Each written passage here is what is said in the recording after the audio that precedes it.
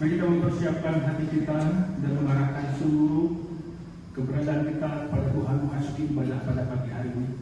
Sebab ibadah pagi hari ini dimulai di atas dasar sebuah pengakuan bahwa saja pertolongan kita datangnya dari Tuhan yang menciptakan langit dan bumi. Turunlah atas setiap kita sekalian kasih karunia, rahmat dan damai sejahtera yang berasal dari Allah Bapa, Allah Putra dan Allah Roh Kudus, menyertai, melingkupi dan membungkus ibadah kita dari awal, pertengahan sampai pada akhirnya. Amin. Silakan duduk dan mengambil doa tutup.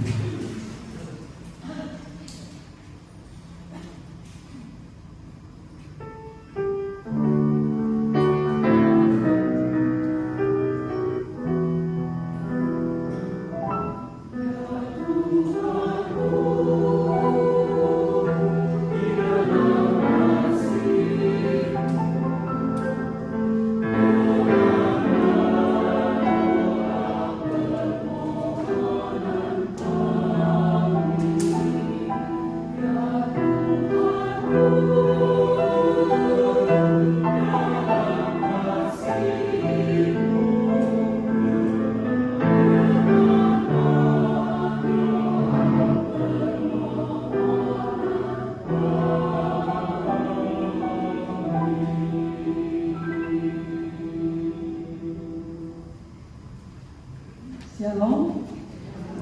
Mari kita sama-sama bangkit berdiri. Kita berikan salam dan senyuman kepada teman di samping kiri, kanan, depan, dan belakang. Sungguh bersyukur ya kalau hari ini kita masih diberi kehidupan, kesehatan, dan juga kesempatan sehingga kita bisa datang berbakti di rumah Tuhan. Mari dengan penuh syukur kita mau menaikkan lagu kasih Allah yang menyatakan kasih Allah yang begitu besar pada kita. Tapi sebelumnya kita akan bacakan nats panggilan daripada kita yang diambil dari Yeremia 31 ayat 3. Kita baca bersama-sama. Aku mengasihi kau dengan kasih yang kekal, sebab itu aku melanjutkan kasih setiaku kepadamu. Allah mengasihi kita dengan kasih-Nya yang kekal, kasih yang tak terbatas dan tak berkesudahan. Mari dengan hati yang penuh sukacita kita naikkan lagu ini. Kasih Allah.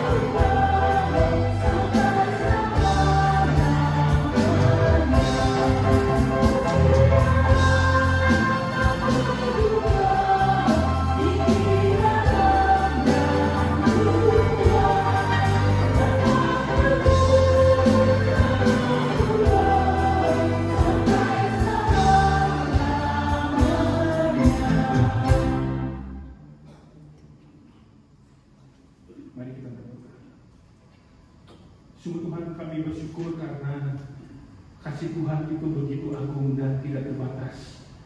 Kasih yang senantiasa merengkuh kehidupan setiap kami, menggenggam hidup kami, bahkan dikala kami tidak setia, dikala kami tidak mengasihi Engkau, dikala kasih kami adalah kasih yang palsu, Kasih Tuhan sungguh sejati bagi kami. Kasih yang berkorban bagi kami. Kasih yang selalu memberikan yang terbaik bagi kami. Kasih yang tidak pernah melepaskan kami dari segala hal yang sia-sia. Kasih yang memberikan makna hidup bagi kami. Kasih Tuhan yang Tuhan nyatakan dalam kehidupan kami. Itulah sebabnya Tuhan pada pagi hari ini kami ingin terus belajar apa itu artinya mengasihi Tuhan. Kami ingin terus belajar apa itu artinya kami ingin memberikan yang terbaik bagi Tuhan. Di tengah-tengah seringkali kami gagal mengasihi Tuhan. Di tengah-tengah kami lebih mengutamakan diri kami ketimbang kami mencintai Tuhan dengan cinta yang tulus. Pada pagi hari ini kami mengaku Tuhan, segala kegagalan kami, segala pelanggaran yang kami lakukan, segala hal yang telah menyakiti hati Tuhan, kami datang di depan Tuhan memohon belas kasihan yang daripada Tuhan. Segala kegagalan tersebut, Tuhan tolong kami, bangkitkan kami, untuk kami boleh mampu mengasihi Tuhan dengan kasih seperti yang Tuhan telah tunjukkan kepada kami. Kami bersyukur Tuhan pagi hari ini kami boleh berkumpul di tempat ini. Jika ada di antara kami yang datang dengan membawa berbagai macam beban pergumulan hidup, Tuhan kiranya menjamah setiap kami, kekhawatiran kami, kesedihan kami, kegalauan kami, ketidakmampuan kami, kerapuhan kami. Tuhan tolong kami, mampukan kami untuk kami boleh menjadi para pemenang menghadapi kehidupan ini. Di tengah banyaknya persoalan, di tengah banyaknya tantangan, di tengah banyaknya hal yang harus kami hadapi di luar kemampuan kami sungguh butuh Tuhan yang menyanggupan kami melewati semuanya itu dengan kemenangan. Terima kasih Bapa untuk pagi hari ini. Kami percaya Tuhan hadir di tengah-tengah kami. Biar Tuhan melawat setiap kami secara leluasa, sehingga ibadah pagi hari ini menjadi perjumpaan kami dengan Tuhan, menikmati hadirat Tuhan. Dan Tuhan yang menjadi pusat penyembahan kami yang terus dipuja dan dipuji dalam sepanjang ibadah, dari awal sampai pada akhirnya. Dan pujilah Bapa di surga, kami berdoa, berserah dan bersyukur di dalam nama Tuhan Yesus Kristus. Amin. Silakan dulu. Bacaan bertanggapan hari ini diambil dari Yohanes 15 ayat 13 sampai 14 dan ayat 17. Kita akan bacakan bertanggapan dan ayat yang terakhir kita akan baca secara bersama-sama. Tidak ada kasih yang lebih besar daripada kasih seorang yang memberikan nyawanya untuk sahabat-sahabatnya. Kamu adalah sahabatku, jikalau kamu berbuat apa yang diperintahkan kepadamu. Inilah perintahku kepadamu, kasihlah seorang akan yang lain. Kasih Tuhan kita Yesus Kristus terlalu besar bagi kita, sehingga Dia rela memberikan nyawanya bagi kita semua. Dan kita semua disebut sebagai sahabat-sahabatnya apabila kita melakukan apa yang Tuhan perintahkan, yaitu supaya kita saling mengasihi. Marilah kita hidup untuk menyenangkan hati Tuhan.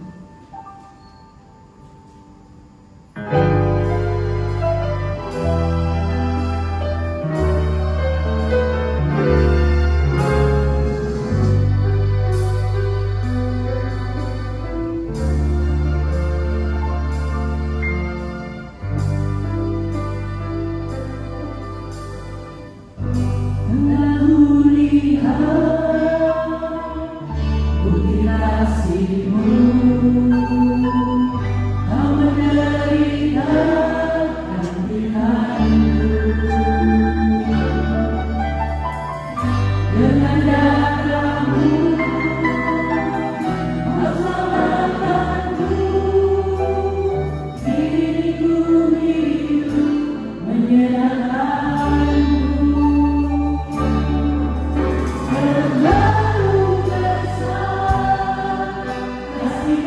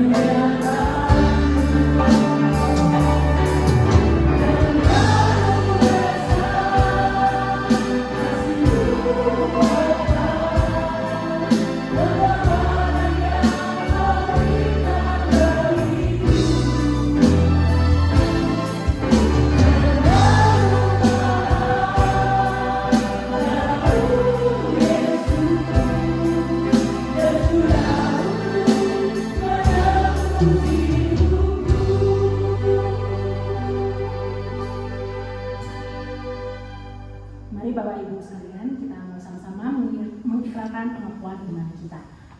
Aku percaya kepada Allah, Bapa yang Maha Kuasa, Khalik langit dan bumi, dan kepada Yesus Kristus, Anak yang tunggal Tuhan kita, yang dikaruniai Roh Kudus, lahir dari anak darah Maria, yang berita secara roh pemerintahan Pontius Pilatus, disalibkan mati dan dikubur, turun ke dalam kerajaan maut. Pada hari yang ketiga, bangkit keluar dari antara orang mati, naik ke surga duduk di sebelah Allah, Bapa yang Maha Kuasa, dan dari sana yang akan datang untuk menghakimi orang yang hidup dan mati.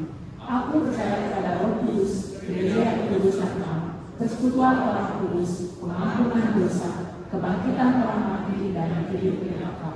Amin. Silakan dulu. Sebelum kita mendengarkan firman Tuhan yang akan dibawakan oleh Pendeta Daniel Agustinus, paduan suara akan mempersiapkan hati kita dengan sebuah lagu yang berjudul Teach Me to Love.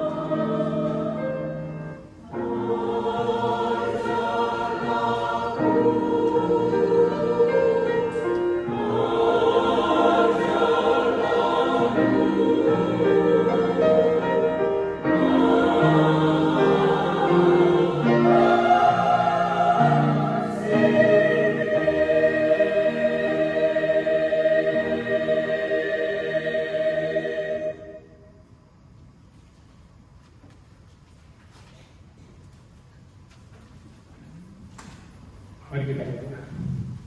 Tuhan, ajarilah kami mengasihi seperti Tuhan mengasihi setiap kami. Kasih yang tulus, kasih yang memuliakan Tuhan.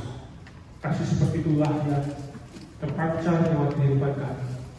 Kasih yang menjadi berkat bagi orang yang mengalami. Kasih yang konkret, kasih yang nyata. Ya, lewat kebenaran firman Tuhan yang kami renungkan bersama pagi hari, meneguhkan akan panggilan itu dan makin jelas apa yang harus kami lakukan untuk melakukan seperti yang Tuhan kehendaki, mengasihi. Kami berdoa, kami berserah dan kami bersyukur di dalam nama Tuhan Yesus Kristus. Amin. Selamat pagi Bapak Ibu, Shalom. Kita bersyukur oleh karena kebaikan Tuhan, kasih karunia-Nya kita boleh beribadah bersama di tempat ini, dan kita sudah memasuki minggu ketiga di bulan November, dan kita ketahui bahwa bulan November menjadi bulan komunitas, bulan care group. Ya, hari ini kita membahas tema soal tentang hubungan kasih yang sejati dalam kehidupan yang sejati. Bapak Ibu berbicara soal tentang kasih, saya percaya kita sudah banyak mendengar tentang apa itu kasih. Bahkan kalau saya bertanya kepada Bapak Ibu apa definisi kasih, setiap kita pasti bisa mendefinisikannya dengan bahasa kita, dengan apa yang kita pahami selama ini soal tentang kasih. Nah, Bapak Ibu, ketika saya mempersiapkan khotbah ini, saya membaca satu artikel, yang mana artikel itu memuat soal tentang definisi kasih menurut anak kecil. Kita bisa membayangkan ya, anak kecil mendefinisikan kasih pasti bahasanya polos, masih otentik istilahnya. Nah, coba kamu perhatikan beberapa definisi ya dari seorang anak bernama Carl, usianya 5 tahun. Kurang lebih dia ngomong begini Bapak Ibu soal kasih. Kasih adalah ketika seorang anak gadis itu memakai parfum dan seorang anak laki-laki memakai kolonial, ya parfum juga ya. Lalu mereka pergi dan saling mencium baunya. Lucu nggak Bapak Ibu? Kelihatannya lucu, simpel. Tetapi kalau kita perhatikan Bapak Ibu, maknanya dalam loh. Seolah-olah si Carl ini ingin mengatakan bahwa kasih itu melibatkan perhatian untuk menyenangkan. Kalau Bapak Ibu pakai parfum, tujuannya itu apa? Menyenangkan orang lain, ya kan? Kita bisa menghirup wangi-wangian yang enak dihirup oleh hidung orang yang menghirupnya. Ya, kira-kira ini Bapak Ibu, yang kedua dikatakan oleh seorang anak bernama Mary Ann, usianya 4 tahun, dia ngomong begini. Kasih adalah ketika anak anjingmu menjilati wajahmu, bahkan setelah kamu meninggalkan sendirian sepanjang hari. Lucu ya? Artinya apa? Kasih itu konsisten. Kasih itu selalu mengasihi, sekalipun gak diperhatikan, dia tetap mengasihi. Demikian juga Bapak Ibu, seorang anak berusia kurang lebih 4-5 tahun namanya Denny. Dia ngomong begini soal kasih. Kasih adalah ketika ibuku membuatkan kopi untuk ayahku dan ia mencicipinya dulu sebelum memberikannya untuk memastikan rasanya enak. Pernah nggak, hei para ibu, buat kopi dicicipin dulu sebelum ngasih ke suami? Tujuannya bukan tujuannya untuk memastikan ini rasanya pas. Itulah kasih katanya. Kasih tidak perlu hal-hal yang dramatis, yang gede-gede, yang kelihatannya spektakuler. No, hal yang simple, yang sederhana, tapi konkret. Membuat kopi contohnya untuk pasar. Demikian juga Bapak Ibu, menarik adalah seorang bernama Jessica, usianya 8 tahun, yang ngomong begini, kasih tidak boleh bilang aku mencintaimu kalau kamu tidak sungguh-sungguh mencintai. Tapi kalau kamu sungguh-sungguh, kamu harus membuktikannya. Karena orang itu mudah lupa katanya. Jadi menurut Jessica, yang usianya masih 8 tahun, dia memahami kasih itu harus dibuktikan. Bukan sekedar omdo alias ngomong doang. Dilakukan. Itulah cara mengingatkan soal kasih. Itu dengan melakukannya. Nah Bapak Ibu, inilah definisi menurut anak-anak. Yang kelihatannya sederhana, simpel dan remeh, tidak jelimet, tidak menggunakan bahasa-bahasa teologis yang dalam, yang spektakuler, tidak. Tapi justru rangkaian kata-kata yang dipilih adalah kata-kata yang sederhana, tapi begitu dalam mengungkapkan definisi apa itu kasih. Yang intinya adalah apa? Kasih itu harus konkret. Kasih itu harus otentik, harus dari hati yang paling tulus. Jadi bukan soal tentang jenis perbuatannya, bukan. Tapi bagaimana kita melakukannya dengan hati yang tulus, dengan real, dengan nyata. Bukanlah sebuah kebetulan real love. Karena real itu bisa diterjemahkan sejati, tapi juga bisa diterjemahkan real, nyata. Kasih yang sejati itu adalah kasih yang konkret. Oleh karena itu Bapak hati-hati. Jangan sampai kita terjebak dengan kasih yang religius, kasih yang tereduksi, yang kadang-kadang tanpa disadari Bapak Ibu. Kasih yang kita ungkapkan adalah kasih yang religius. Kasih yang bagaimana Bapak Ibu kasih yang religius itu? Kasih yang sekedar ngomong doang. Kasih yang hanya sekedar di layar handphone. Ketika ada orang yang sedang mengalami kesusahan, dengan mudahnya kita menggunakan WA kita, oh aku akan mendoakanmu ya. Itu kasih gak Bapak Ibu? Kasih gak? Betul kan ya? Kita sering aja, saya mendoakan dulu ya. Pertanyaan, mendoakan kan? Atau jangan yang lain ikut-ikutan di WA group gitu ya. Kami mendoakanmu, kami mendoakan loh yang lain. Ngetik, masa saya gak ngetik ikut-ikutan? Tapi gak mendoakannya. Ketika ketemu sama orang yang cuek aja, seolah gak ada kehangatan sama sekali, seolah gak ada perhatian sama sekali. Tapi di handphone begitu hangatnya, kata-katanya sangat inspiratif, seolah memberikan perhatian dan memberikan dukungan. Tapi ketika ada di dalam dunia nyata, ketemu dengan orangnya yang sedang mengalami pergumulan itu, kita sama sekali nggak mau berikan perhatian. Hanya sudah di handphone saja ada kasih. Hanya sudah kata-kata saja kita menunjukkan pribadi yang hangat dan penuh perhatian. Tapi di dalam dunia real, di dalam dunia konkret, sama sekali tidak menunjukkan kehangatan. Itu kasih yang religius, kasih yang abstrak, kasih yang hangat di layar handphone di dunia virtual, tapi di dunia nyata. Seolah-olah kita sudah mewakili kasih dengan cara begitu, padahal nyatanya tidak. Itu kasih yang sudah direduksi. Demikian juga Bapak Ibu, kasih yang religius adalah kasih yang feel love, kasih yang hanya sekedar perasaan saja, kasih yang sekedar hanya berdasarkan perasaan saja, berdasarkan mood.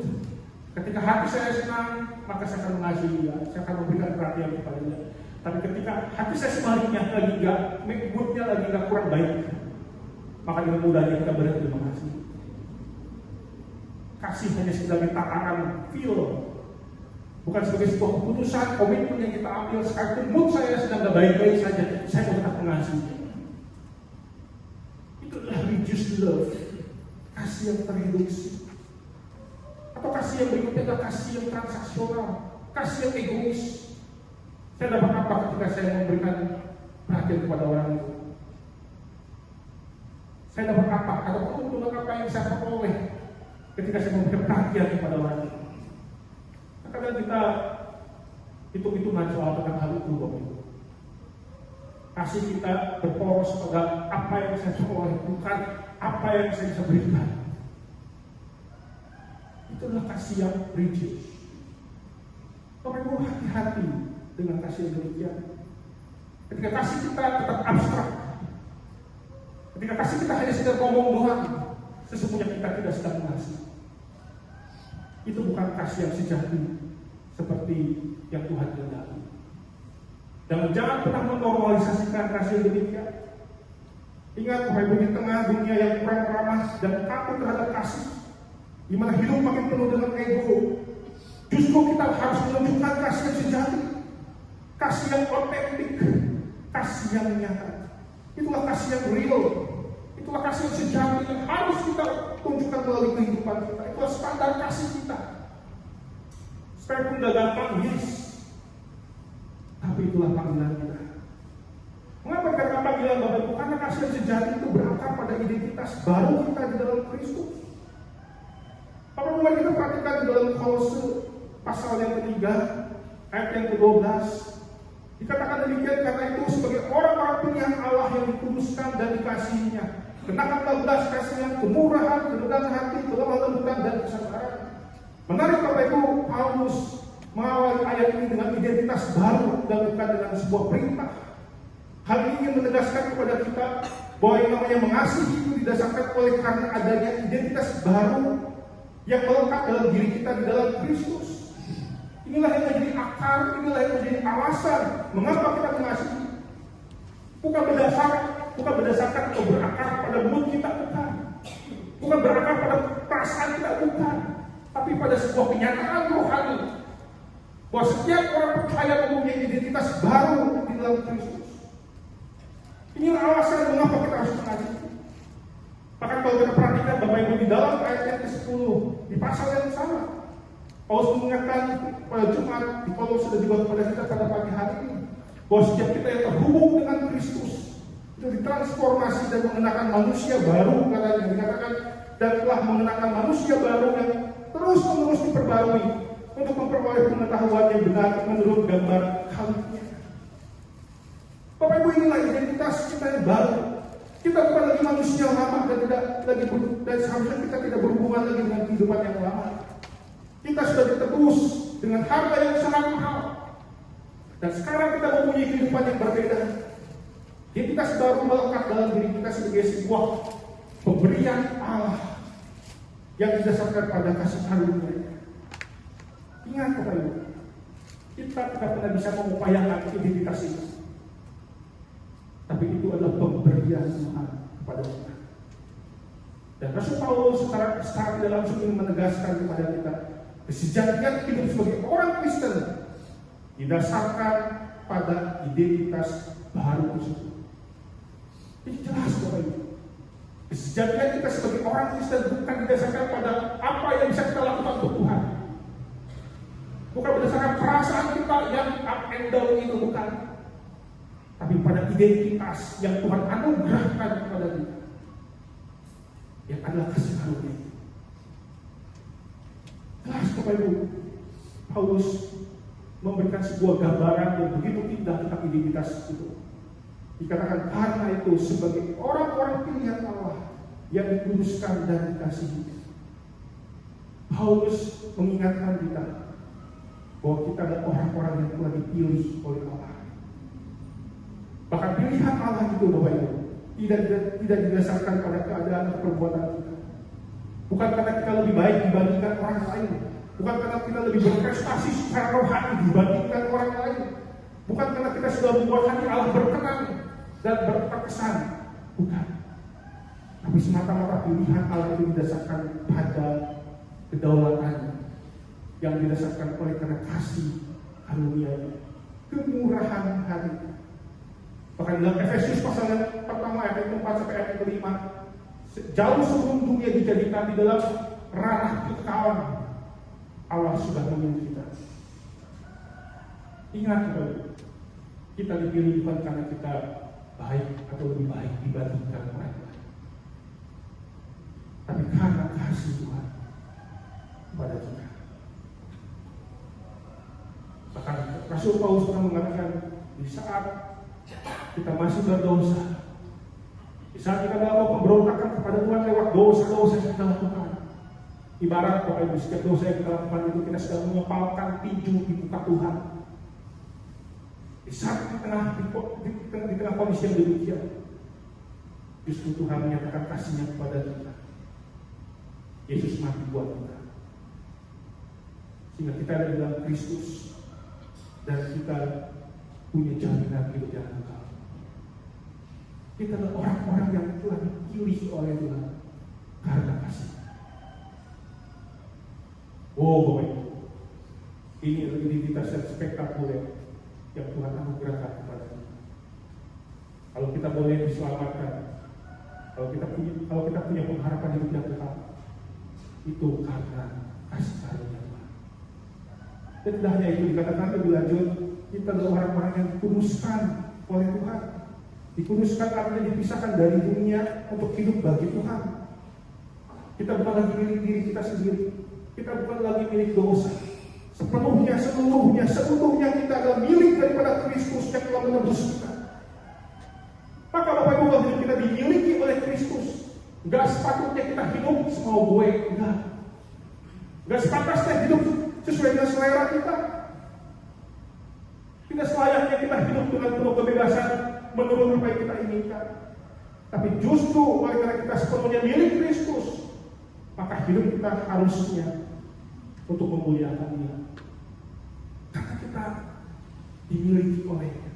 Dia berdaulat dan menjadi penguasa atas seluruh kehidupan kita tanpa terkecuali. Itulah arti dikuduskan, dipisahkan hanya untuk kemuliaan Tuhan. Tapi jangan lupa Bapak Ibu, Paulus mengatakan bahwa kita bukan sekedar dipilih, dikuduskan, tapi juga dicintai oleh Allah. Bapak Ibu, saya tidak mengerti apa yang Bapak Ibu pikirkan ketika mendengar identitas ini, bahwa kita adalah orang yang dicintai oleh Allah. Kesan apa yang pertama kali muncul dalam benak kita? Apakah biasa-biasa saja? Jujur Bapak Ibu, ketika saya mempersiapkan khotbah minggu ini, ketika saya diingatkan kembali Rasul Paulus bahwa kita adalah orang yang dicintai oleh Allah, bagi saya itu adalah hal yang mengejutkan. Bagaimana tidak Bapak Ibu? Kita yang kecil, kita yang hina, kita yang rapuh, kita yang bukan siapa-siapa, dicintai oleh pribadi penguasa alam semesta, pencipta langit dan bumi, ya Allah yang kekal, yang agung, yang tidak terbatas itu, mencintai kita dengan cinta yang paling tulus, bukan dengan cinta yang biasa-biasa saja, tapi dengan cinta yang agung Tuhan nyatakan kepada kita. Sehingga hidup kita selalu ada dalam berengkuhan cintanya yang tidak pernah berubah dan kekal itu. Coba bayangkan Bapak Ibu, kita dicintai oleh pribadi yang begitu agung. Bukankah seharusnya itu hal selalu mengejutkan kita, yang membuat kita takjub akan realitas tersebut? Tuhan mau mencintai kita. Sehingga betul apa dikatakan oleh G.A. Baker, kasih Allah adalah fondasi dari seluruh eksistensi kita. Kita tidak dapat memahami siapa diri kita tanpa memahami betapa dalamnya kita dikasihi oleh-Nya. Kalau kita ingin memahami siapa diri kita yang sesungguhnya, mari Bapak Ibu kita selami apa yang sudah Tuhan nyatakan kepada kita. Dia mencintai kita dengan begitu dalam, dengan kasih yang unkondisional, dengan kasih yang tanpa syarat, dengan kasih yang konkret, yang pada puncaknya kasih diungkapkan dengan cara yang paling radikal, dengan cara yang paling mahal, lewat Kristus mati di Kalvari. Dia berkorban untuk penebusan dosa setiap kita. Dia membayar harga yang paling mahal untuk menyelamatkan kita dari rangkuhan maut dan hukuman kekal. Yang semuanya itu oleh karena betapa besarnya kasih Tuhan kepada kita. Semakin kita membayangkan Bapak Ibu, semakin kita menyelami betapa dalamnya kasih Tuhan, saya percaya setiap kita akan takjub dengan apa yang sudah Tuhan nyatakan kepada kita. Betapa berharganya hidup kita oleh karena Tuhan mengasihi kita. Jangan dibalik itu. Tuhan mengasihi kita bukan karena kita berharga, tapi justru karena kita dikasihi Tuhan, itu yang membuat hidup kita begitu berharga. Karena Tuhan tidak pernah main-main dengan cintanya kepada kita. Bahkan Rasul Paulus pernah mengatakan cinta Tuhan itu kekal, sehingga tidak ada satupun yang bisa memisahkan kita dari kasih Kristus. Selama-lamanya Bapak Ibu, kita akan selalu menjadi pribadi yang dicintai, bukan selama di dalam dunia ini saja. Di dalam kekekalan kita akan menikmati apa yang artinya dicintai dalam sebuah keadaan yang paling sempurna. Cinta orang bisa palsu kepada kita, betul kan?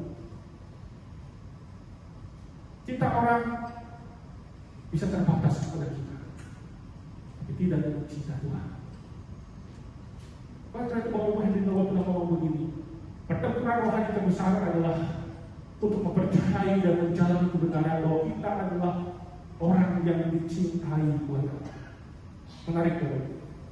Pertempuran terbesar adalah artinya apa? Gak mudah memahami, gak mudah mempercayai bagaimana cinta orang yang berdosa, kita yang kecil ini bisa dicintai oleh Tuhan. Gak gampang bisa memahami itu. Kata Henry Nouwen.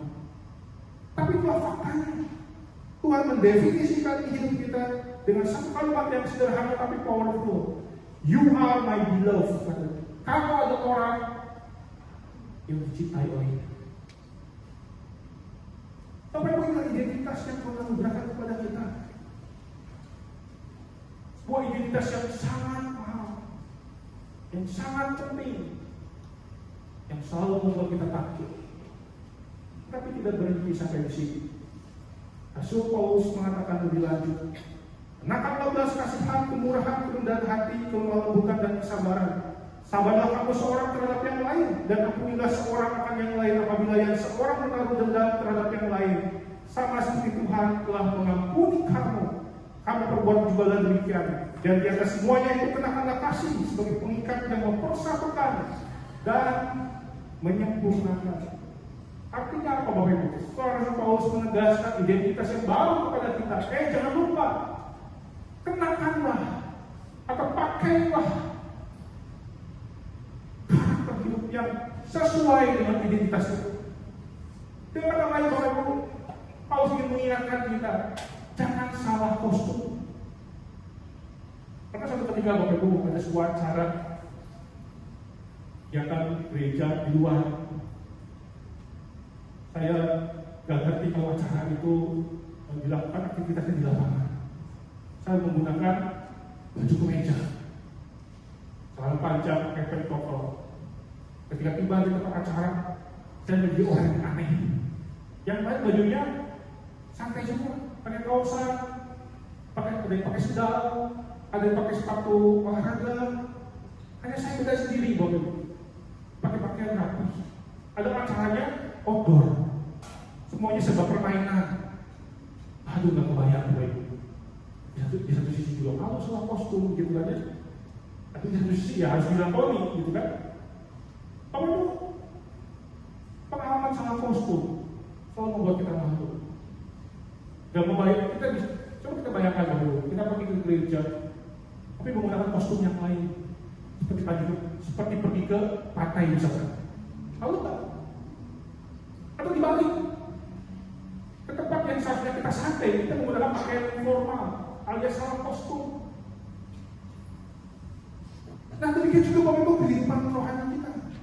Jangan sampai kita salah kostum. Ingat, kita adalah orang-orang yang telah diberikan identitas baru di dalam Kristus. Maka seharusnya Bapak Ibu kita menggunakan kostum yang tepat, menggunakan karakter yang tepat.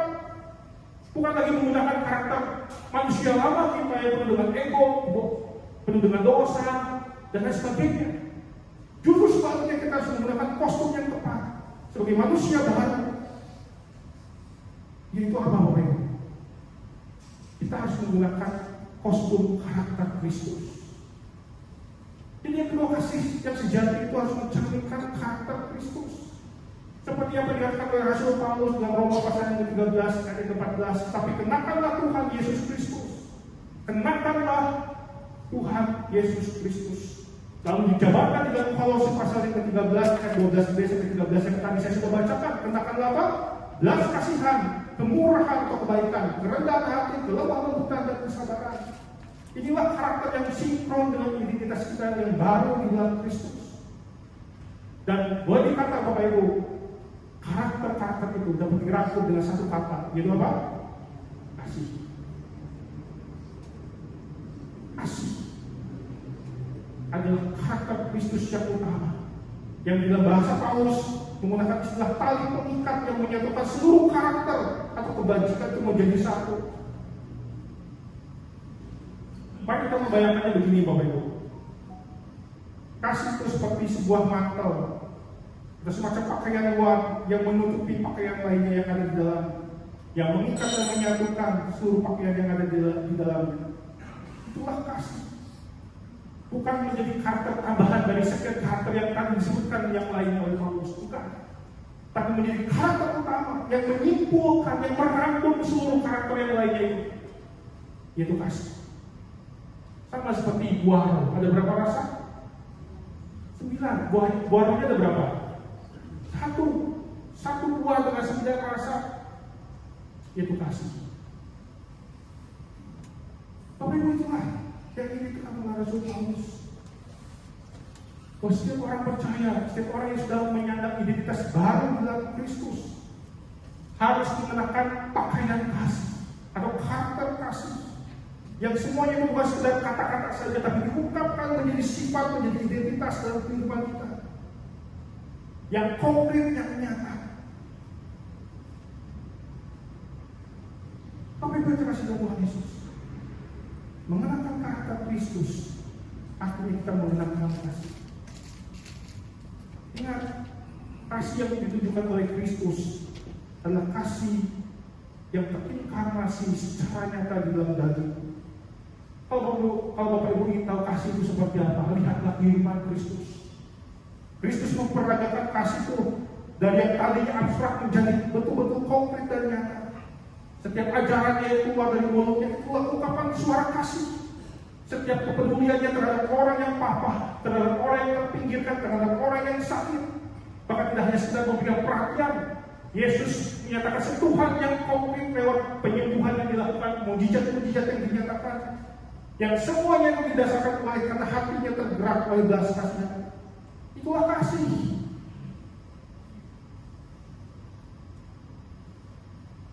Apa yang terjadi dalam Tuhan Yesus? Tuhan Yesus dengan sempurna memperagakan kasih yang sempurna. Tidak berhenti hanya sekedar di mulut saja menjadi sebuah kata-kata yang abstrak, tapi diungkapkan secara nyata dan menyentuh kehidupan orang yang dikasihi. Karena itu Bapak Ibu, ketika kita dikatakan harus mengenakan Kristus, artinya kita harus mengenakan kasih yang sama seperti kasih Kristus. Kasih harus menjadi trademark kehidupan kita. Artinya apa? Kita harus mengenakan kasih sebagai pakaian sehari-hari yang melekat dalam diri kita dan menjadi identik dengan penampilan hidup kita. Bukan sekedar pakaian yang dicopot ketika saya suka, ketika saya tidak suka, lalu dipakai ketika saya suka, bukan. Tapi yang terus melekat, yang kita pakai dan menjadi identik, sehingga orang-orang tahu kamu orang Kristen. Bukan melihat karena aktivitas rohani yang dilakukan setiap hari ini, bukan. Tapi karena hidupnya yang berbeda. Karena hidupnya yang mencerminkan kasih yang nyata. Bapak Ibu, mari kita melihat diri kita secara jujur sebagai sebuah refleksi. Bagaimana orang lain melihat dan mengenali kehidupan kita. Apakah mereka mengenali hidup kita karena kita adalah orang yang suka mengkritik? Apakah orang lain melihat hidup kita karena kita sebagai orang yang punya pemahaman teologi yang begitu baik dan dalam?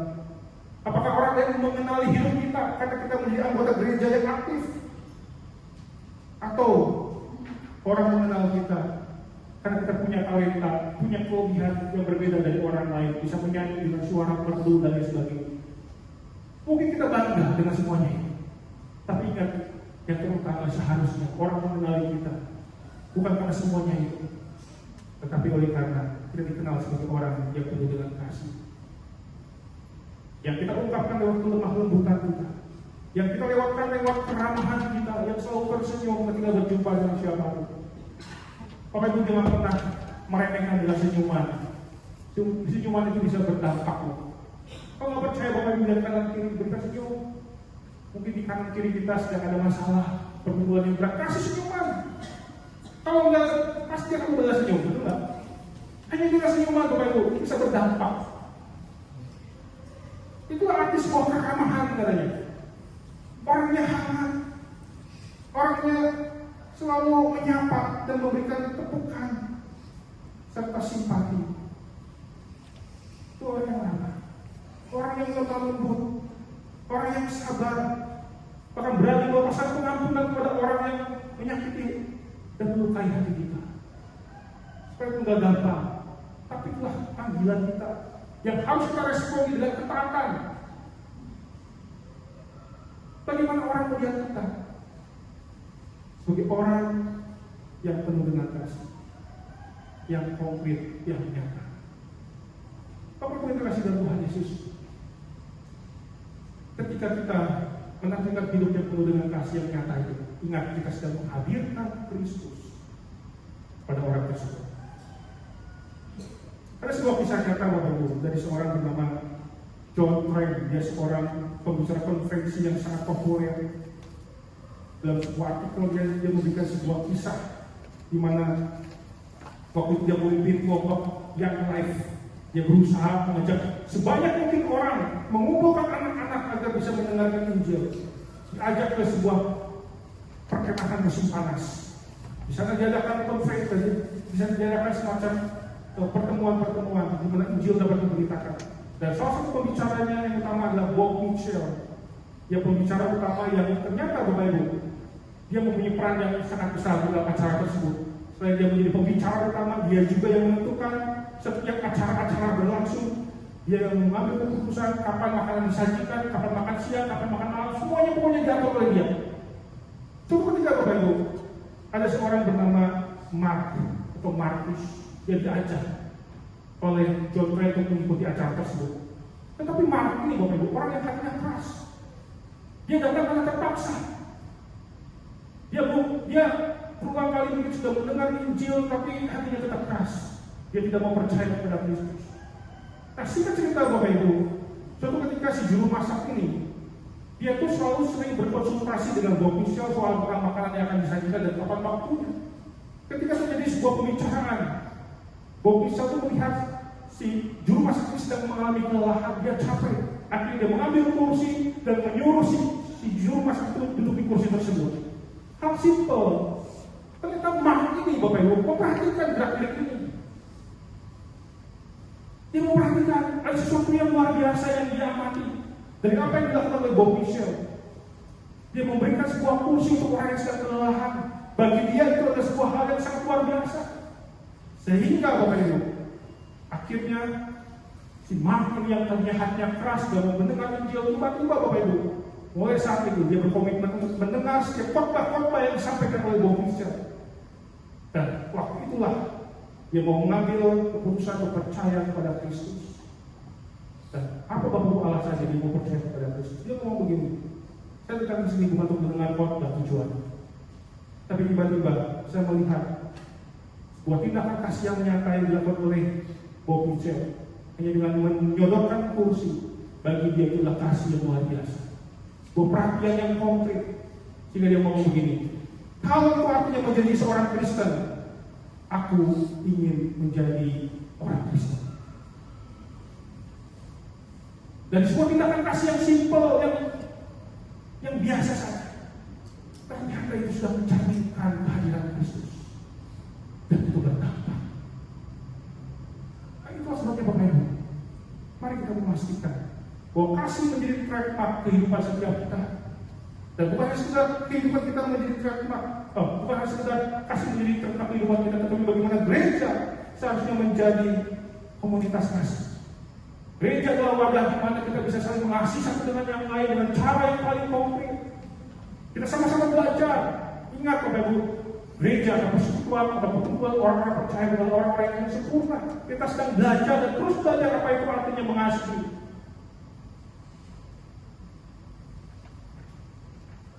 Kita mempraktikkan kasih itu di dalam persekutuan atau komunitas tersebut. Dan kita bersyukur gereja kita menekankan soal care group. Tujuannya bukan sekedar kumpul-kumpul, Bapak Ibu, bukan.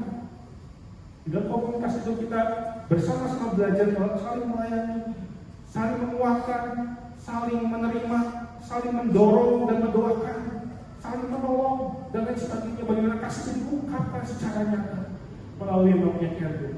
Ingat Bapak Ibu, kita sama-sama belajar. Wadahnya adalah dalam komunitas orang percaya yang disebut dengan gereja. Terus bagi Bapak Ibu di bulan care group ini, mari kita terus memacu diri untuk belajar mengasihi.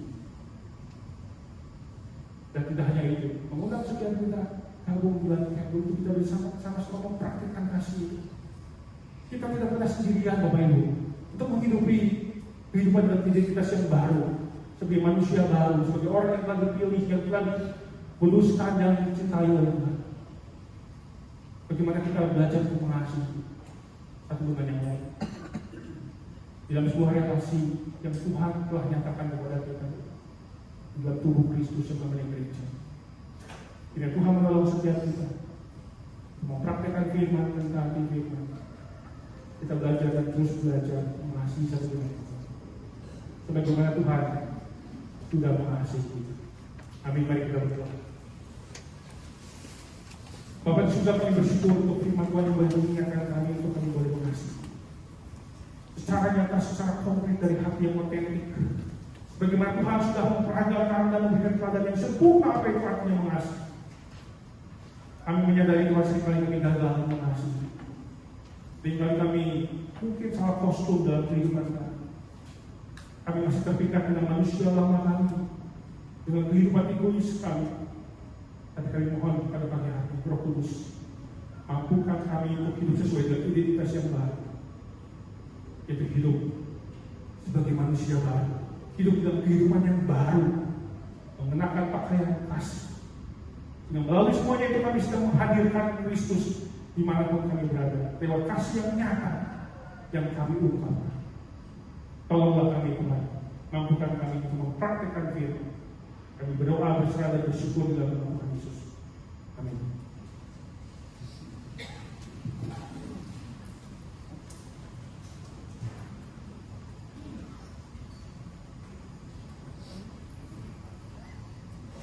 Terima kasih kepada Dr. Daniel yang sudah menjabarkan dengan begitu jelas bagaimana kasih yang sejati yang diaplikasikan dalam relasi kita dengan orang lain. Kalau bicara tentang relasi berarti bukan bicara tentang diri kita sendiri ya, tapi bagaimana hubungan kita dengan orang lain. Betul ya, betul? Ya sih, setuju. Kita tuh perlu komunitas ya. Ada nggak sih di gereja kita sih? Nah, bulan November ini merupakan bulan care group loh di gereja kita. Care group itu apa ya? Nah, care group itu sebagai suatu wadah di mana kita boleh saling bertumbuh bersama, saling mendoakan, dan juga boleh saling menolong. Bersyukur ya di jemaat kebaktian satu ini udah cukup banyak yang ikutan CG. Ya. Kalau yang belum punya gimana nih? Nah, hari ini di bawah tuh ada meja pendaftaran khusus untuk CG. Jadi kalau yang belum ikut, yuk daftar ya, nanti Gavin bisa bantu di bawah. Kita mau lihat video klip tentang CG ya, yang seperti ini.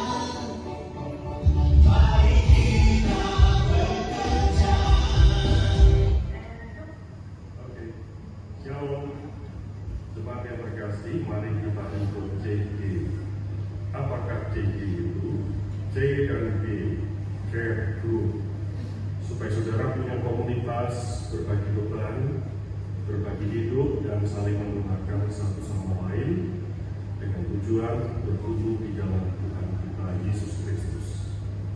God bless, Tuhan berkati. Mengingatkan satu lagi ya sih. Nah, kita ada care group gathering buat Bapak Ibu, member care group maupun PCG. Kita akan gathering bersama tanggal 29 November 1 di Grace Rostam. Nah, buat yang sudah daftar menggunakan transportasi gereja jam 7 pagi di Garijati. Sedangkan kalau yang langsung jam 8 pagi. Sampai ketemu tanggal 29 November nanti. Jangan lupa ya, gabung sama kita. Ya, lagu berikut mengungkapkan bagaimana kasih diaplikasikan dalam relasi kita dan sesama. Mari kita sama-sama nyanyikan lagu ini sambil kita menghayati kata-katanya dan sambil kita memberikan persembahan.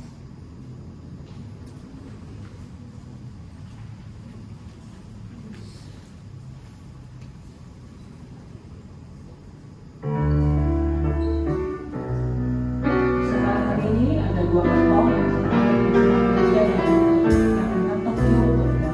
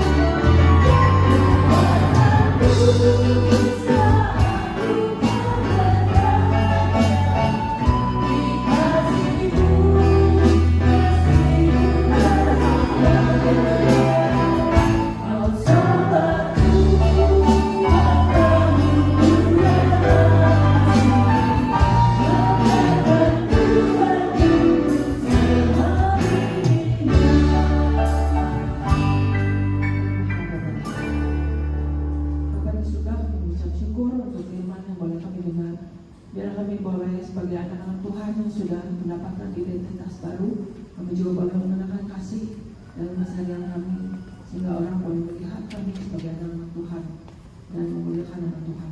Kami juga bersyukur untuk pemeliharaan Tuhan dalam kehidupan kami. Kami menyadari segala sesuatu yang ada pada kami berasal daripada Tuhan, dan kami kalau boleh memberi hari ini juga itu pun adalah anugerah Tuhan. Biarlah Tuhan juga memakai persembahan ini untuk memperluas kerjaan Tuhan. Terima kasih Tuhan, dalam nama Tuhan Yesus kami bersyukur. Amin. Amin. Shalom Bapak Ibu, selamat hari Minggu. Kami menyambut sukacita Bapak Ibu yang saudara-saudari yang pertama kali hadir di dalam ibadah kebaktian 1, dan kami mengundang kembali Bapak Ibu di minggu depan. Kami menyambut dengan sukacita boleh bersama dengan kami setelah ibadah ini di food dan coffee ministry di bawah. Kebaktian minggu depan dirombak oleh kasih karunia. Yang akan melayani adalah Pendeta Henry Suciadi dan penginjil Sumarsono. Dan mengundang kembali Bapak Ibu mari join bersama di komunitas Kerdut. Nanti setelah ibadah boleh ke meja informasi di depan. Dan doa online dan doa onsite kembali seperti biasa hari Rabu, mengundang Bapak Ibu boleh hadir, bisa yang onsite hari Rabu di jam 5 di tempat ini, dan juga online dilayani oleh Pendeta Henry Sumarsono. Dan rangkaian Natal di bulan Desember, Bapak Ibu boleh melihat rangkaian Natal Garuda Jati di banner yang sudah ada di depan. Dan secara khusus untuk Natal lokasi Garuda Jati, yaitu malam pujian dan doa hari Sabtu tanggal 6 Desember jam 5 sore. Mengundang Bapak Ibu juga boleh mengajak keluarga boleh hadir bersama-sama dalam rangkaian Natal ini. Tuhan Yesus memberkati. Mari kita sama-sama bangkit berdiri. Kita akan akhiri kebaktian hari ini dengan menyanyikan satu lagu komitmen untuk bertumbuh dalam kasih.